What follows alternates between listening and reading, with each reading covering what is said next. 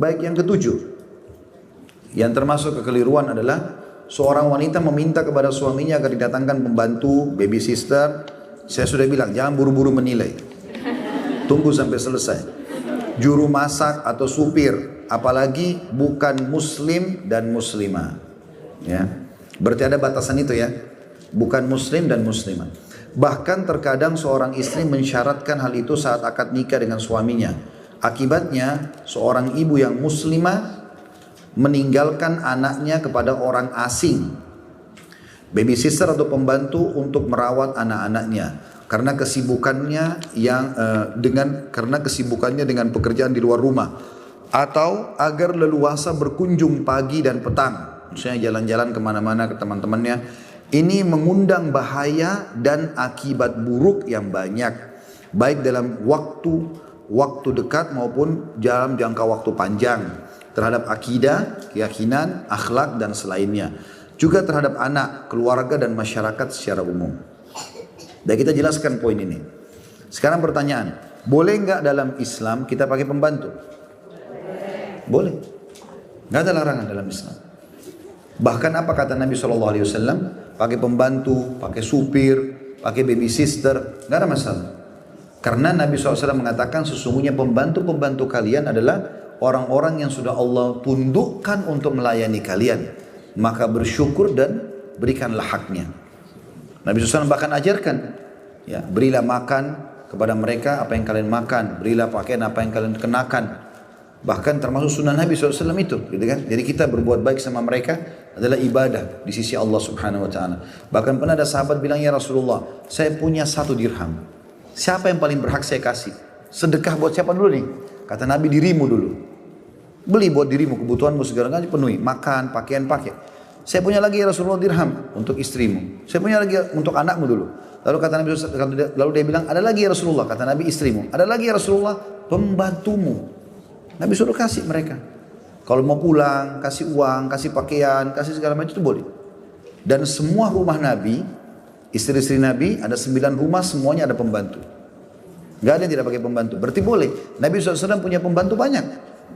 Yang khusus belanja barang-barang Nabi, mengurus semua kebutuhan rumah, ada namanya Anas bin Malik. Ada juga Usama bin Zaid bin Haritha, membantu Nabi SAW. Ada juga yang khusus karena dia ingin menawarkan diri, ya Rasulullah, saya mau khidmah sama anda nih. Maka Nabi khususkan dia, khusus siapin sendal Nabi sama siwak Nabi. Jadi kerjanya kalau Nabi mau keluar, sendalnya disiapin. Itu aja kerjanya dia. Sama kalau Nabi mau pakai siwak, Nabi suka pakai siwak, dibersihin sama dia, dipotong, dicacat lagi, dipakai lagi tuh. Itu Abdullah bin Mas'ud radhiyallahu anhu. Dan banyak sahabat-sahabat Nabi yang khidmah dengan Nabi SAW. Berarti dalam Islam boleh. Cuman batasan-batasannya ada. Yang pertama, hindari orang non-muslim. Hindari orang non-muslim. Apalagi di komunitas Islam kayak kita Indonesia. Kenapa? Ada efek-efek akidah kan? Dia kalau bicara sama anak kita, dia kalau bicara sama kita, apalagi kalau kita jauh dari agama, dia mudah leluasa. Apalagi kalau dasarnya dia suka dengan agamanya. Ada sebagian mereka fanatik kan? Maka dia bisa ajarin kepada anak-anak kita. Sekarang ibu sibuk, acara di luar rumah. Lalu tinggalkan sama baby sister atau pembantu non-muslim. Apa yang akan diajarkan sama dia? Saya punya pengalaman pribadi. Kebetulan salah satu pasangan saya mu'allaf masuk Islam. Dan dia punya anak, karena dia janda punya anak. Anaknya ikut sama ayahnya non-muslim, gitu kan? Saya tahu pernah datang main ke rumah, anak itu masih kecil. Rupanya tinggal sama ayahnya, pembantunya muslimah. Jadi rumah orang kafir tapi pembantunya muslimah. Anak itu datang ke rumah, hafal semua doa. Doa mau makan, doa habis makan, doa mau tidur. Padahal orang Nasrani. Efeknya pembantu itu lihat ya. Kita kalau balik sekarang kasusnya. Kalau kasusnya adalah pembantunya Nasrani atau orang non-muslim. Kira-kira seperti apa? Juga termasuk dalam masalah ini bukan cuma non-muslim ya. Juga masalah yang kedua adalah orang-orang yang jauh dari sisi agama. Sekarang ibu mau anaknya hafal Quran, sholat 5 waktu, jadi akhlaknya baik. Tapi ibu kasih pembantu yang urus. Pembantu ini sendiri dia masih jauh akhlaknya dari agama dan seterusnya. Lalu kita berharap jadi baik, nggak mungkin. Kan efek-efeknya itu ada, kan gitu. Efek-efek seperti ini yang kita khawatirkan, yang berbahaya gitu kan. Itu sebabnya kenapa dibatasi. Jadi batasan pertama, hindari orang non muslim. Dan itu hak kita pribadi, ini bukan masalah kita mau pisah-pisahin, enggak. Karena efek-efek akidah, akhlak dan seterusnya ya. Kemudian juga yang harus difahami kalau kita punya pembantu, supir segala macam, harus memberikan haknya. Tidak boleh zalim. Ya. Ini hukum syar'i juga. Karena kata Nabi SAW, berikanlah upah pala pegawai kalian sebelum keringatnya kering. Kalau ibu janji gaji kamu setiap akhir bulan, jangan lebih sehari pun nggak boleh. Tanggal 30, tanggal 30. Lebih tanggal 1 ibu minta maaf sama dia.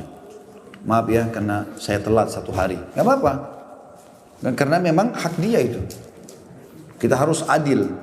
Percaya ibu-ibu sekalian, kalau seandainya pembantu di rumah itu punya uang seperti ibu, dia nggak akan jadi pembantu. Karena dia butuh, maka dia seperti itu. Dan dia manusia, harus kita muamalai dengan baik. Ingat, yang akan menghisap kita dan menilai kita Allah. Jangan lihat orang di depan kita. Siapapun itu kita harus berbuat baik dengan dia. Allah menilai itu. Pernah Rabi ibn Haytham rahimahullah lagi mau makan, itu di pintu rumahnya diketuk sama orang gila. Minta makan orang gila itu. Dia suruh anaknya kasih makanan dia yang bagus, suruh kasih orang gila itu. Kasih orang itu. Waktu dikasih, anaknya balik, rupanya orang gila itu habisin makanannya. Dia bilang, ayah kenapa anda suruh kasih makanan ini, ibu saya buat setengah mati, biayanya mahal. Kenapa enggak suruh saya ambil makanan apa saja di dapur? Toh orang gila itu tidak tahu nilainya. Nah, orang gila kasih aja roti bekas kah apalah gitu-gitu loh. Seakan-akan kesannya gitu. Apa kata Rabi ibn Haytham rahimahullah? Ini ulama yang faham agamanya. Apa yang dia bilang? Hai anakku, kalau dia tidak tahu, Allah tahu. Enggak penting buat saya. Jadi subhanallah pesannya, biar orang gila kasih makanan terbaikmu. Karena Allah nilai kau sesuai dengan pemberianmu. Allah enggak lihat siapa yang terima. Enggak penting dia gila atau enggak gitu. Seperti itulah. Dan lalu dia bacakan firman Allah, lan tanalul birra hatta tunfiqu mimma tuhibbun. Kalian tidak akan dapatkan balasan kesempurnaan kebaikan sampai kalian infakkan yang paling kalian cintai. Jadi cara memahaminya seperti itu. Jangan lihat oh orang ini pendidikannya lebih rendah, orang ini pembantu, akhirnya main sembarangan saja. Gak ada waktu istirahat buat orang, makanannya juga gak dikasih makanan yang kita makan, akhirnya terbuka pintu pencurian.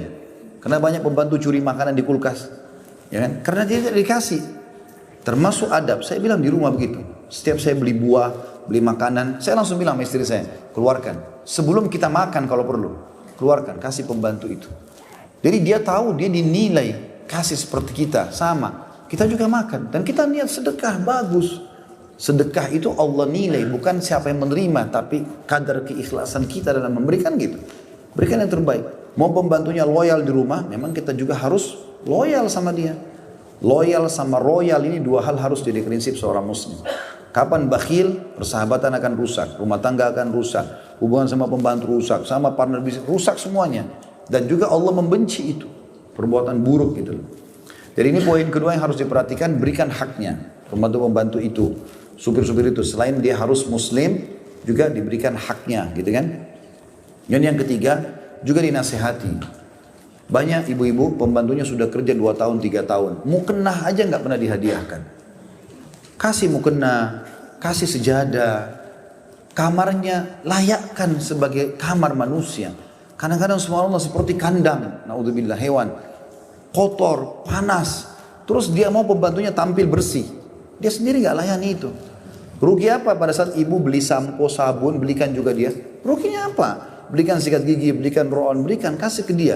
Biar dia juga dimanusiakan, gitu kan? Sehingga dia juga tampil bersih di depan anak-anak, di depan kita, gitu kan?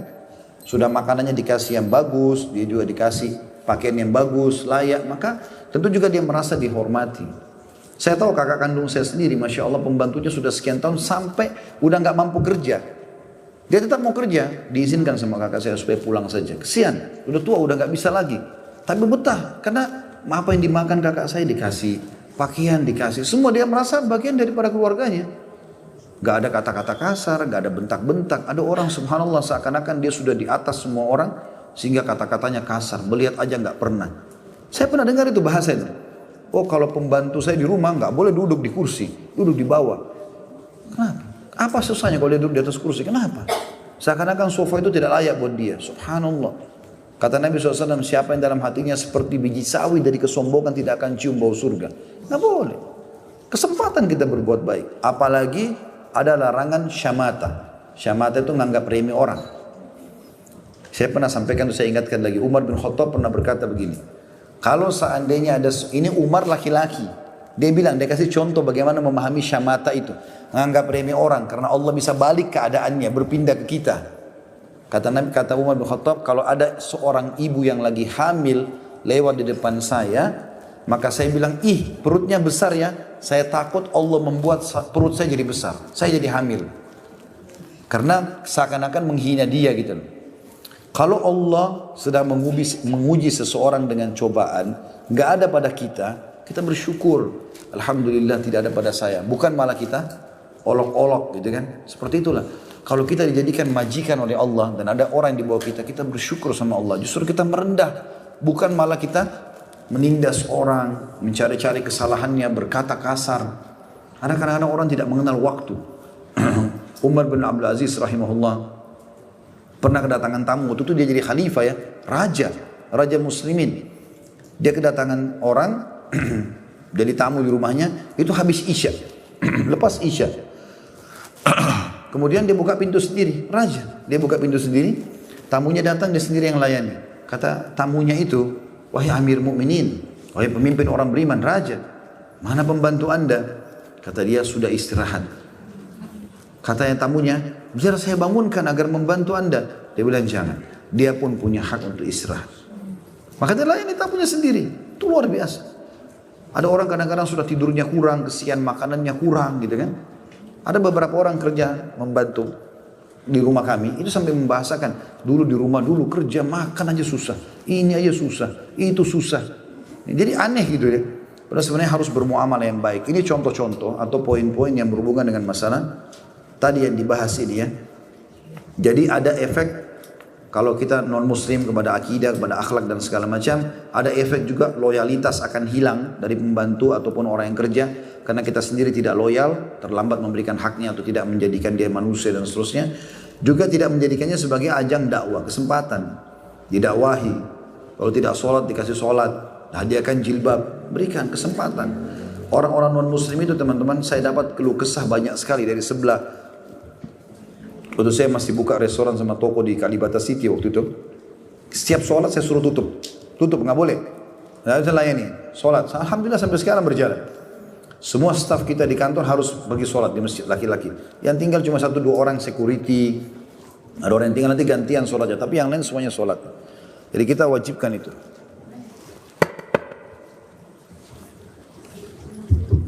Rupanya kami kedatangan beberapa orang dari toko-toko sebelah orang-orang muslim. Karena kita tutup rolling door-nya itu dan tulis sedang sholat gitu. Kalau waktu di Kalibata sekarang sudah kita tutup pintu saja dan mengatakan sudah tidak terima dulu lagi sholat.